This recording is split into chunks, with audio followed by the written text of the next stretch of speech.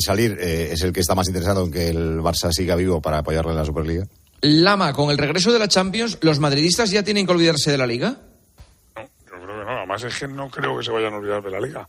Es que el Madrid no se olvida de ningún torneo que disputa. Tomás Guas, ¿a quién prefieres como delantero del Madrid? ¿Álvaro Rodríguez o Kylian Mbappé? Álvaro Rodríguez, el hijo del Coquito. Miguel Rico, Xavi dice que bromea con el caso Negreira. ¿Esta situación divierte al Barcelona? No puedo contestar por Barcelona, pero a mí desde luego me avergüenza. Emilio, ¿en qué porcentaje crees que el Barça ya es campeón de Liga? ¿Porcentaje? Sí. 75. Vale. Palomar, después del Barça Gate, ¿cómo se puede limpiar la imagen del fútbol español? Tiene difícil limpieza porque creo que no va a pasar nada. Albelda, ¿qué tiene que hacer Peter Lim para ganarse el perdón del valencianismo? Irse, seguramente.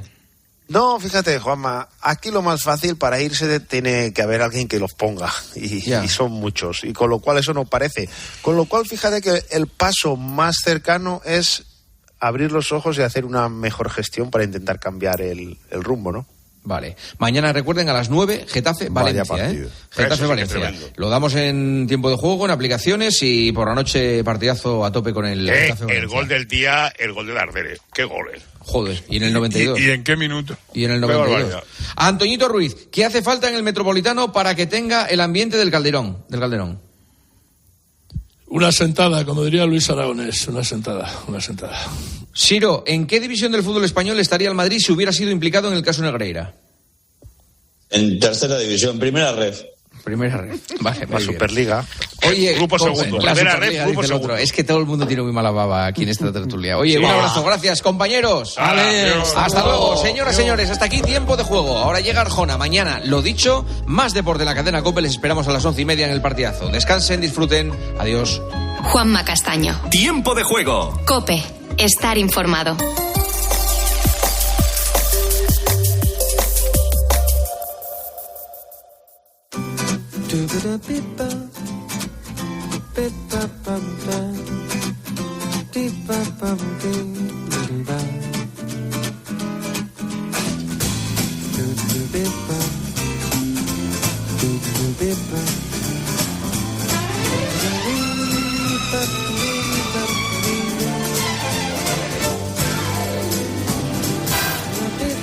Hola, buenas noches y bienvenidos. Semana del 20 al 26 de febrero. ¡Ojo! ¡Qué barbaridad! Como pasa el tiempo, que no pienses que es una frase hecha. Nos comemos los 2 primeros meses del año. Ojito que nos comemos las uvas en nada. Así que apreteu, para vivir con intensidad. A los andaluces que oís el programa, a los andaluces que hacemos el programa, en 2 días el Día de Andalucía, 28 de febrero. Felicidades a todos. Confío que te resulte entretenido el programa de esta noche, que sería absolutamente imposible si no fuera por la presencia del equipo Los Grandes Superhéroes.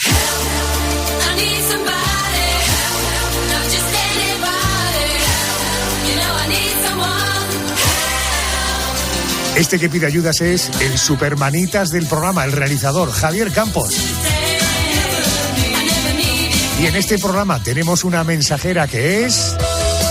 Querida Yolanda Guirado, muy buenas noches. Buenas noches, Adolfo. Pues una mensajera que como cada semana trae un mensaje a los oyentes, bueno, pues por aquello de seguir con la costumbre. Así que pueden mandarnos una nota de voz por WhatsApp, el número de teléfono es el 650-564-504. También pueden escribirnos un correo electrónico a lanochearjona@cope.es o pueden mandarnos un mensaje a través de las redes sociales. En Twitter somos La Noche Arjona y en Facebook La Noche de Adolfo Arjona. Muy fácil. Bueno, decía yo 2 meses ya comidos del año 23, 2 días para el 28F. Nos queda muy poquito para que acabe el año, ¿no? Sí, tú decías todo eso y yo me estaba agobiando. Y entonces he echado cuentas y faltan 314 días para que termine el año. 314 días. Nos hemos comido 2 meses del año 23 y nos quedan 2 días para el 28F. No, quedarán 2 días cuando acabe la semana, porque acaban 26. A eso me refería y, por tanto, mi felicitación ha sido con carácter de anticipación. Vamos con la dama oscura del programa. Mónica García, buenas noches. Hola Adolfo, buenas noches. Pues abrimos el expediente de Daniel Camargo porque están a punto de cumplirse 37 años de su arresto. Se le atribuyen más de 150 asesinatos, aunque él admitió haber matado a más de 70 niñas en un periodo de apenas un año. Estamos ante la bestia de los Andes. 1, 2, 3. Y la especialista del programa, por aquello de que nos anticipa el especial del programa, es Carmen Cerván. Muy buenas noches. Hola Adolfo, buenas noches. Esta noche tenemos un especial del que yo tengo unas enormes expectativas, porque después de conocer al personaje, realmente tengo mucho interés en que el protagonista de esta noche, que no es exactamente el personaje, sino quien nos ha presentado al personaje, nos revele muchos secretos. Bueno, pues los secretos son los de un hombre que dice que es capaz de cualquier cosa para conseguir lo que se propone, ambicioso, eso está claro. Un hombre del que dicen que es uno de los mejores ladrones de Europa, desde luego uno de los más famosos, que pasó de héroe a villano, porque este personaje era un militar de élite, la Marina francesa, pero cambió el uniforme del ejército por el de ladrón. ¿Y de quién estamos hablando? Pues de John Imanol Sapieha, es el Sapo, uno de los ladrones, como decimos, más famosos de Europa, y lo vamos a conocer esta noche, después de las noticias de las 2, 1 hora menos en Canarias. Un sinvergüenza, un delincuente, con una cara tremenda, pero sin duda es un personaje que, siendo absolutamente real y está vivo, es apasionante conocer su historia. Solo te adelanto un dato.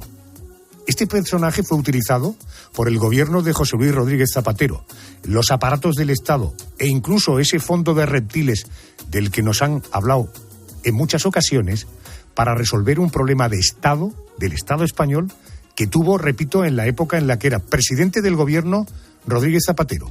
Y de dinero de nuestros impuestos se le pagó para que resolviera aquel asunto. Bueno, eso será después del boletín de las 2, 1 en Canarias. El dati de cuestión del programa es querido Pedro González. Muy buenas noches. Hola, ¿qué tal? Buenas noches. Te cuento que a partir de las 3:02 en Canarias vamos a contar que un elefante se balanceaba en la tela de una araña y como veía que no se caía fue a llamar a otro elefante que faltó la semana pasada. Te advertiremos de que... ¿Que faltó o que saltó? Que faltó. Ah, que faltó. Saltó también, por eso faltó. Que la semana pasada saltó, efectivamente. Bueno, te advertiremos de que aunque la hormona se vista de seda, hormona se queda. Que las tectónicas son muy de placa a placa y que el ketchup tiene cualquier cosa menos tomate. De todo esto hablaremos después del boletín de las 3:02 en Canarias y probablemente le encontrará sentido. Dicho esto, solo un correo que no tengo mucho tiempo. Un correo, y me imagino que será a colación de la entrevista que mantuviste con el escritor Javier Castillo. Dice José Luis Logroño de Miguel: acabo de llegar a la mitad de La chica de nieve y he tardado 10 días cuando normalmente un libro de estas páginas me lo leo en 2-3 días. Me está pareciendo absolutamente soporífero y le sobran páginas y páginas. Y sobre la serie, ¿te suena La Gran Familia? Pues esto es una versión moderna o extendida 2022. Los actores dejan mucho que desear, incluso José Coronado, inexpresivo, no creíble, en fin, en mi opinión. ¿Cómo se llama este oyente? Este oyente se llama José Luis Logroño de Miguel. Pues José, te digo, por supuesto tú tienes toda la libertad para opinar lo que consideres, pero fíjate que el libro se ha vendido por millones y desde luego hasta la semana pasada esta serie era la más vista en el planeta Tierra. Pueden pasar dos cosas: que tú estés confundido o que la mayoría de la gente del mundo esté medio chalá. Pero en todo caso es indudable el éxito de la serie y del libro. Pedro, ¿un audio? Correcto. Pues un audio que nos ha llegado por WhatsApp sobre el especial de San Valentín. Hola, buenas. Mi nombre es Alicia y me ha encantado la selección musical de San Valentín. Enhorabuena por el programa y ya me he descargado la lista de canciones para escucharla cuando quiera. Qué bueno. Muchas gracias. Qué bueno, sí, efectivamente, en la web de COPE, en cope.es, ahí tienes la playlist de la semana pasada. Hola, el Memorias del programa. Andrés García, buenas noches. ¿Qué tal, Adolfo? Muy buenas noches. Cuéntamelo. Ya sabes, bueno, vamos a seleccionar 3 asuntos que fueron noticia una semana como esta que comienza, pero de 2022. Nuestra intención no es siniestra, simplemente proponer a nuestros oyentes el ejercicio de memoria al que los proponemos o los sometemos todas las semanas. ¿Tendrá la sensación de que el tiempo ha pasado rápido o ha pasado lento? Por ejemplo, se nos iba nuestro compañero Juan Pablo Colmenarejo. Ahora se cumple un año, así que será uno de los asuntos que destaquemos. Contributo y homenaje a quien fuera nuestro compañero, el gran Juan Pablo Colmenarejo. Dicho todo esto, ojo porque en esta semana ocurrió algo realmente dramático. Esta es una semana que en la historia de la crónica negra se escribió un escalofriante suceso.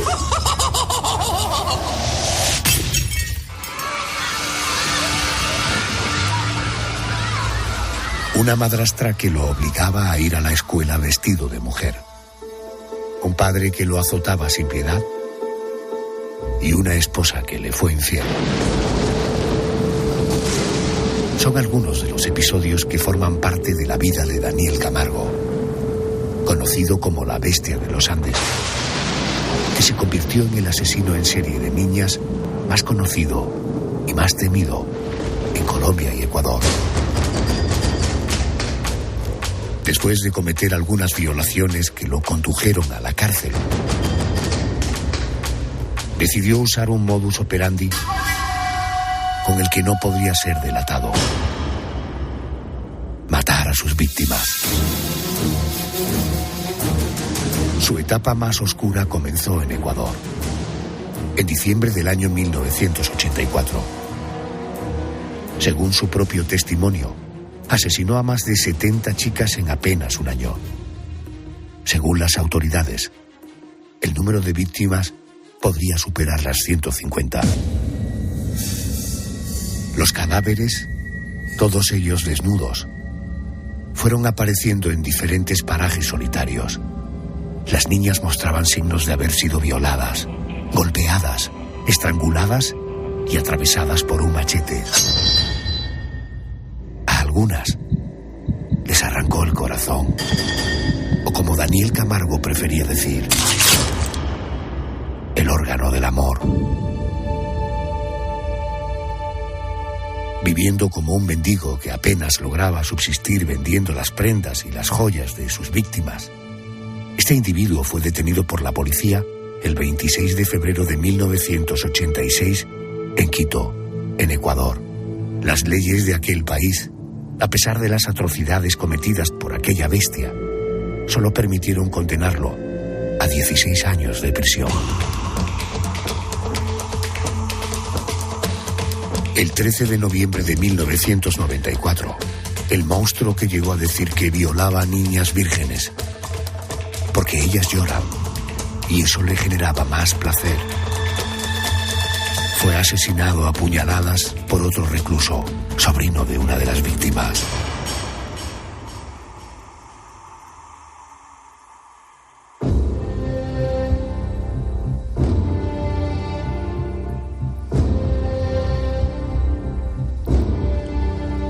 Están a punto de cumplirse 37 años del arresto de esta bestia de Daniel Camargo.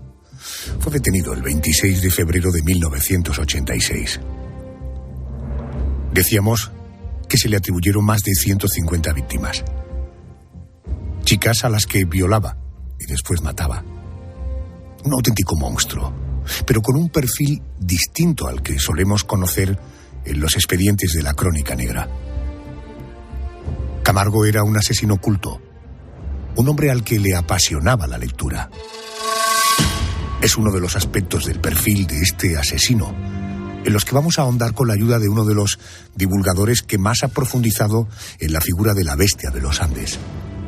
Él es el escritor Esteban Cruz, autor de obras como 13 relatos infernales o Los monstruos en Colombia sí existen, y una de las pocas personas que han tenido acceso a las notas personales del tipo del que te hablamos hoy, del expediente que abrimos hoy en la Crónica Negra. Esteban, muy buenas noches. Muy buenas noches y gracias a ustedes por invitarme a su programa esta noche. Oye, como divulgador, entre otras cosas, de perfiles de asesinos, ¿cómo definiría a este Daniel Camargo? Daniel Camargo Barbosa es tal vez el peor asesino en serie en la historia de Colombia, no solamente por la cantidad de víctimas, sino por su mecánica criminal.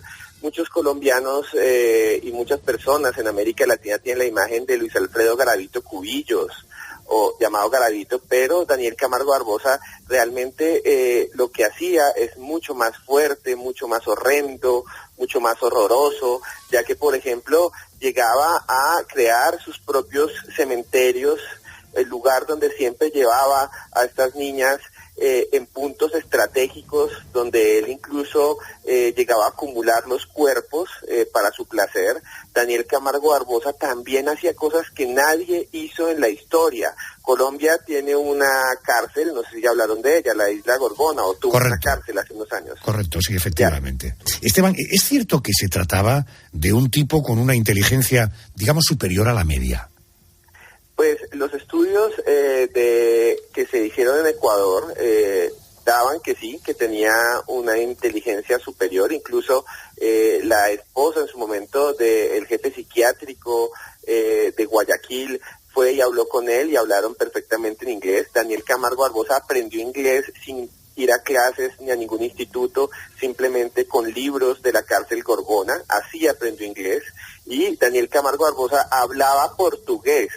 Viajó hasta Brasil, no tenemos registro de lo que hizo en Brasil, pero en alguna entrevista él dijo en portugués claro, dijo algo así: allá dejé muchas niñas. Qué horror. Esteban, no sé si estarás de acuerdo conmigo. Hemos dejado claro que este personaje, Camargo, era muy aficionado a la lectura. Por tanto, se le podría considerar un hombre con una cierta cultura. Da la impresión de que la cultura, además de hacernos más libres, nos debe humanizar. Usted que ha estudiado a otros asesinos, ¿cree que es atípico encontrar a un criminal tan despiadado que a la vez se le pudiera considerar un hombre razonablemente culto? Sí, existe el mito como el de Hannibal Lecter y estos libros de Thomas Harris del asesino oculto, pero en la realidad sabemos que los asesinos en serie en todo el planeta casi ninguno tiene un nivel alto intelectual. Daniel Camargo lo tenía sin haber estudiado, él ni siquiera terminó el bachillerato, pero cuando estuvo en la cárcel Gorgona y cuando estuvo también en otras cárceles, él se dedicaba a leerse toda la biblioteca de los penales, y de ahí pues adquirió una gran cultura. También pintaba, incluso ganó un concurso de pintura, y en su momento hubo una nota de prensa de un periódico de la ciudad de Manizales en Colombia en que entrevistan a Daniel Camargo Barbosa diciendo que es uno de los pintores más importantes pues de las cárceles del país. Estoy hablando con Esteban Cruz, el autor de obras como 13 relatos infernales o Los monstruos en Colombia sí existen. Es una de las pocas personas, decíamos, que han tenido acceso a las notas personales de Camargo. En esas notas personales que usted ha tenido oportunidad de chequear, ¿qué tipo de información había en ellas?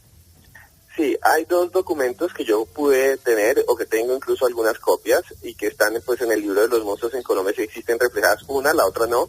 Es el diario personal de Camargo.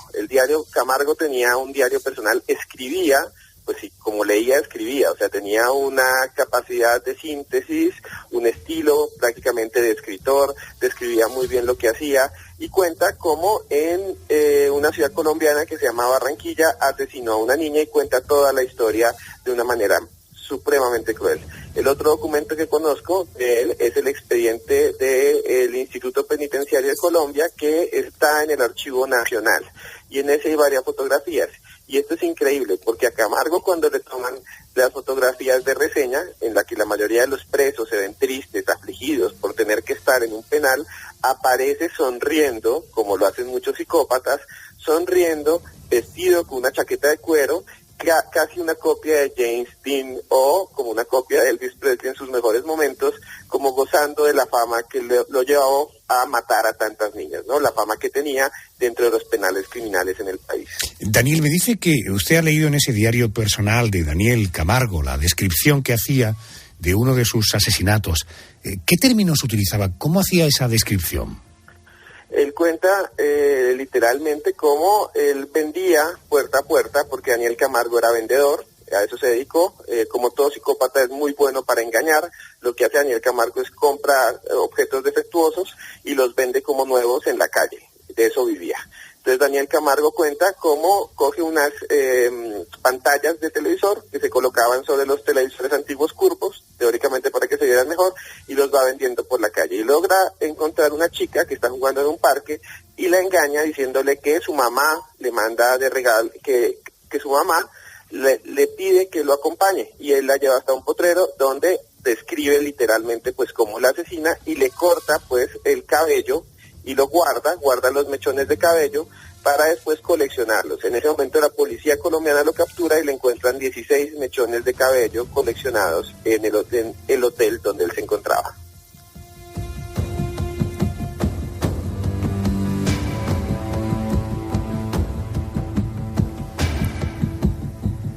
Esteban, hoy día en Colombia, en Ecuador, ¿qué queda de Daniel Camargo? ¿Se recuerdan aún sus atrocidades? No, realmente Colombia es un país que no tiene tanta memoria sobre este asesino, que en su momento fue llamado el sádico del Charquito, o el demonio de las vírgenes, o el monstruo de los manglares. Realmente en Colombia no queda mucho recuerdo, en Ecuador sí que lo hay, y uno va a Ecuador y la gente lo recuerda mucho, y tristemente en Brasil también, porque pues este asesino recorrió toda la cuenca del Amazonas hasta Sao Paulo, de allá lo capturaron, pero lo devolvieron, fue por indocumentado. Sus crímenes quedaron impunes en Sao Paulo, en esta zona de Brasil, pero se sabe que también actuó en esa zona. Realmente en Colombia ni en Brasil se tiene memoria, la memoria la tienen es en Guayaquil, sobre todo Ecuador. Señor Cruz, gracias por atenderme a estas horas. Gracias y buenas noches. No, a ustedes y un saludo grandísimo a todos los oyentes, y pueden seguirme si quieren en @cruzescribiente en Twitter. Gracias, señor. Buenas noches. Bueno, buenas noches. Daniel Camargo admitió haber asesinado a más de 70 niñas en un periodo de apenas un año. Pero las autoridades llegaron a duplicar esa cifra. Apuntaban a que las víctimas de este asesino en serie, como ya te he dicho, pudieron ser más de 150. Siempre jóvenes. Siempre mujeres. Porque la obsesión de la bestia de los Andes eran ellas. Marta Martínez Novoa es psicóloga sanitaria, autora del libro Que sea amor del bueno, de la editorial Zenit. Querida Marta, muy buenas noches, bienvenida a la cadena COPE. Hola, buenas noches, Adolfo, ¿qué tal? Oiga, en el campo de la psicología, ¿cómo se define la misoginia?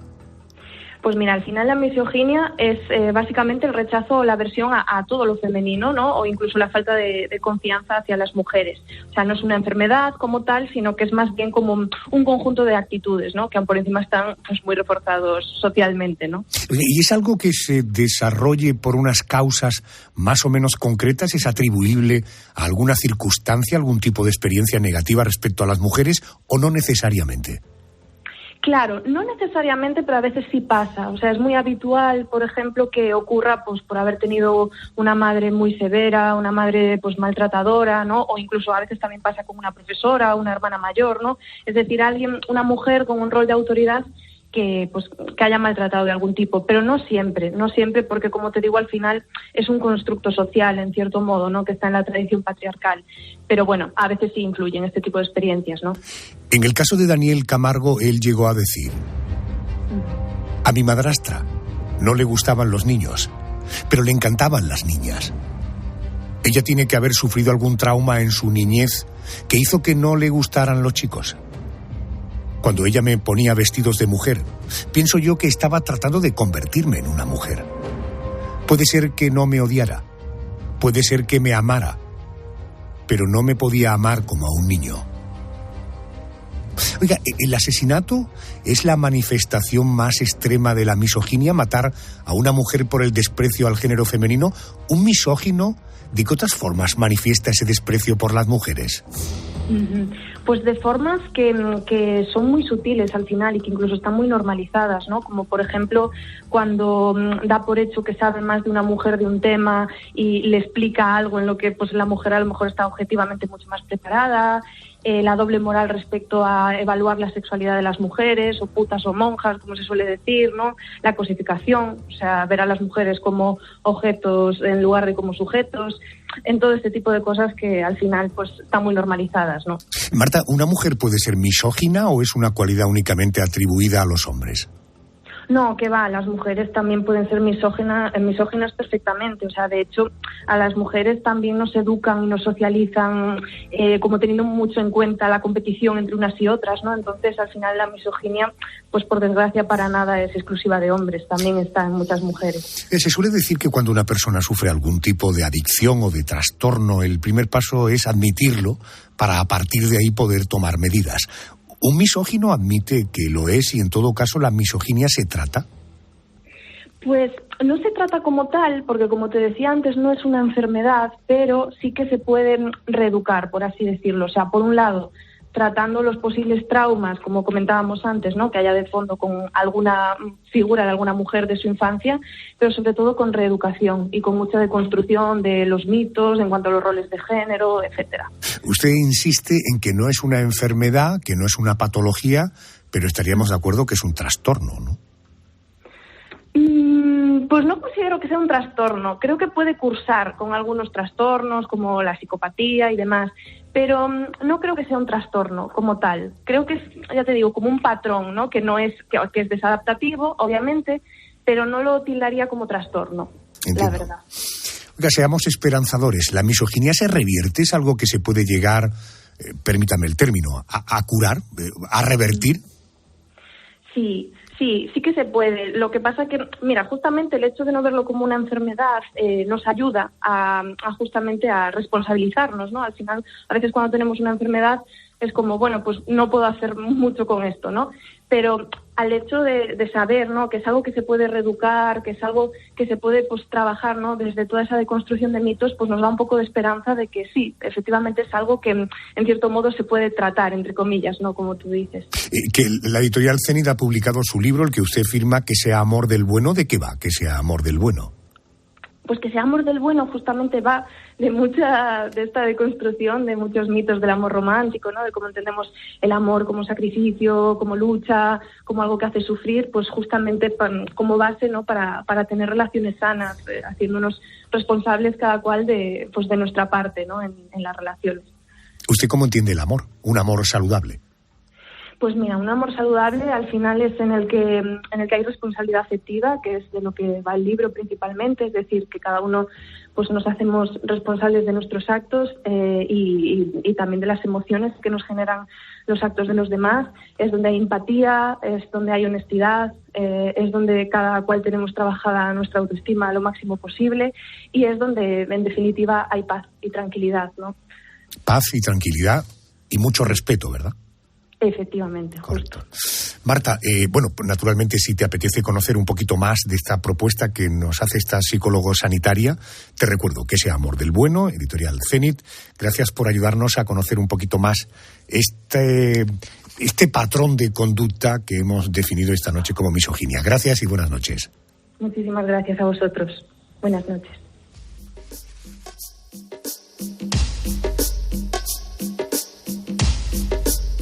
Contado todo esto y cerrando ya el expediente de la Crónica Negra, porque llegan las noticias de las 2, 1 en Canarias, te anticipo que esta noche vamos a hablar de un personaje, ¡guau!, el Sapo.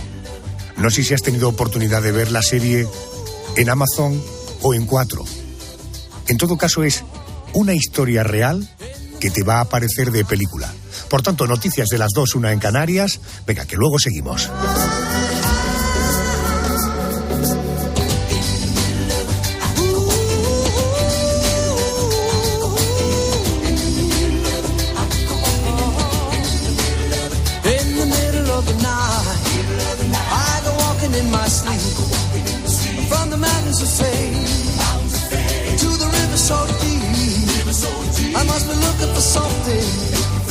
Something sacred I lost, but the river is wide, and it's too hard to cross. Even though I know the river is wide, I walk down every evening and stand on the shore. I try to cross to the opposite side so I can finally find what I've been looking for. In the middle of the night, I go walking in my sleep through the valley of fear to a river so deep. I'm searching for something taken out of my soul, something I can never lose, something somebody stole. I don't know why I go walking at night, but now I'm tired and I don't want to walk anymore. Hope it doesn't take the rest of my life until I find what it is I've been looking for. In the middle of the night, I go walking in my sleep through the jungle of doubt to the river so deep. something so undefined that it can only be seen by the eyes of the blind in the middle of the night.